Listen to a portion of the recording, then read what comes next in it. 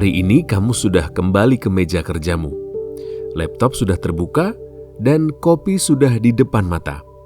Semua terlihat seperti biasa, seperti hari-hari sebelumnya. Namun ada sesuatu yang terasa berbeda dari dalam dirimu. Pikiranmu tidak sepenuhnya hadir. Ada bagian dari kepalamu yang masih tertinggal di rumah orang tua. Masih di meja makan yang ramai dengan canda dan berbagai cerita.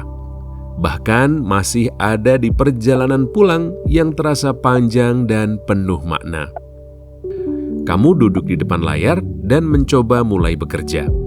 Tapi kalimat yang sama kamu baca berulang kali tanpa benar-benar menyerapnya. Fokus terasa pecah dan sulit untuk dikumpulkan kembali. Tubuhmu sudah kembali, tapi pikiranmu belum sepenuhnya pulang.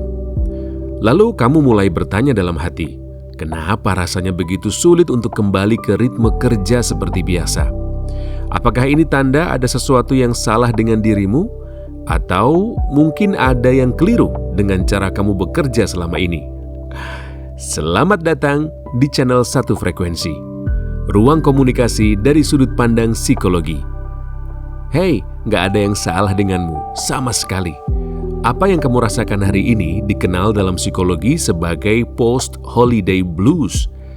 Ini adalah kondisi transisi emosional setelah periode liburan panjang yang penuh stimulasi.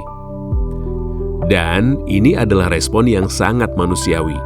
Selama liburan, hidupmu berjalan dalam ritme yang berbeda. Lebih banyak interaksi, lebih banyak emosi, dan lebih sedikit tekanan. Waktu terasa lebih longgar dan nggak terlalu dikendalikan oleh target. Tubuh dan pikiranmu menyesuaikan diri dengan ritme itu. Lalu dalam waktu singkat, kamu diminta kembali ke pola yang sangat berbeda. Lebih terstruktur, lebih fokus, dan penuh tuntutan.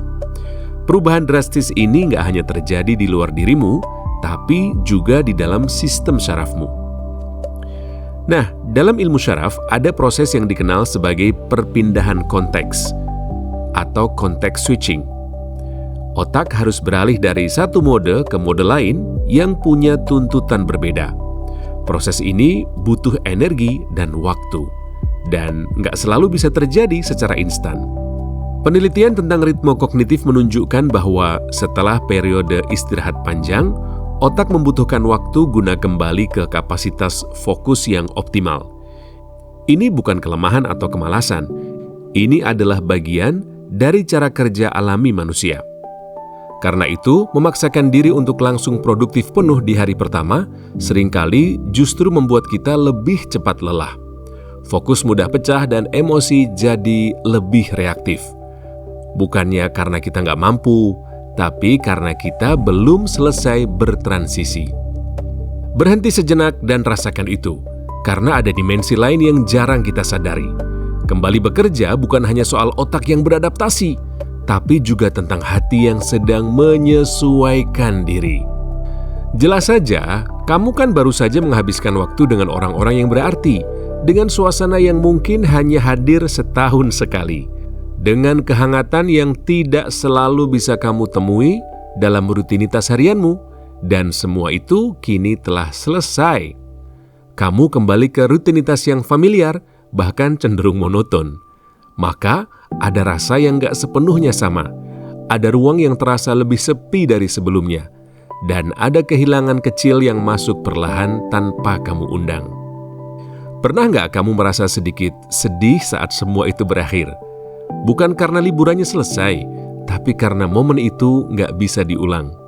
Karena kamu tahu, waktu seperti itu sangat amat terbatas. Perasaan itu wajar kok. Dalam psikologi, emosi memang gak selalu datang untuk dihilangkan. Kadang emosi hadir untuk dipahami dan diterima saja. Dan ketika kita memberi ruang, emosi justru lebih cepat mereda.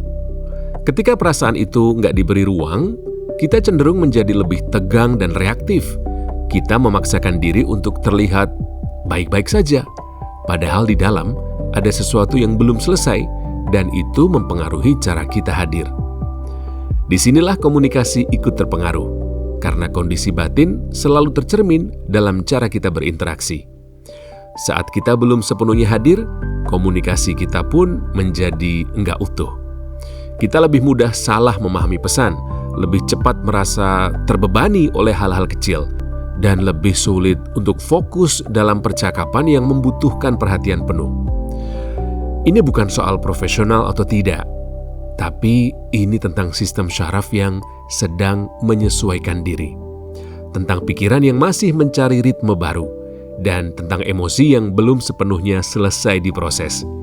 Semua itu terjadi dalam waktu yang bersamaan. Lalu apa yang bisa kita lakukan? Tenang, nggak perlu langkah yang rumit atau teori panjang. Cukup 3 hal sederhana yang bisa kamu kerjakan mulai hari ini. Hal kecil tapi insya Allah dampaknya besar. Pertama, izinkan dirimu untuk pelan-pelan di hari-hari pertama. Mulai dari hal yang ringan dan mudah diselesaikan. Jangan langsung memaksakan diri ke ritme yang terlalu tinggi. Biarkan tubuh dan mentalmu melakukan pemanasan. Kedua, akui saja perasaan yang hadir. Jika ada rasa rindu atau kehilangan, no problem. Itu tanda bahwa kamu punya koneksi yang bermakna, dan itu sesuatu yang patut kamu hargai. Ketiga, komunikasikan kondisimu. Nggak perlu panjang, cukup jujur dan sederhana. Beritahu orang-orang di sekitarmu bahwa kamu sedang beradaptasi. Bisa jadi teman-temanmu juga begitu. Karena komunikasi yang jelas mencegah banyak kesalahpahaman. Kalimat sederhana bisa sangat membantu, bahwa kamu masih dalam proses kembali ke ritme kerja, bahwa responmu mungkin belum secepat biasanya, dan itu bukan karena kamu nggak peduli. Kembali bekerja setelah libur panjang bukan tentang kecepatan, tapi tentang kesadaran. Tentang bagaimana kamu memahami kondisimu sendiri, dan bagaimana kamu meresponnya dengan jujur. Karena komunikasi yang paling penting hari ini bukan dengan atasan atau klienmu, tapi dengan dirimu sendiri, tentang apa yang sebenarnya kamu butuhkan untuk kembali utuh. Ketika kamu memberi ruang itu, kamu nggak hanya kembali bekerja, kamu kembali hadir dengan pikiran yang lebih jernih dan emosi yang lebih stabil. Teman-teman, percakapan ini belum selesai. Masih banyak yang bisa kita pahami bersama tentang diri, emosi, dan cara kita terhubung. Karena setiap hari adalah proses belajar yang baru.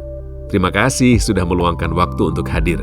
Kita mungkin nggak selalu sepakat, tapi hari ini kita sudah mencoba memahami, dan itu membuat kita berada di satu frekuensi.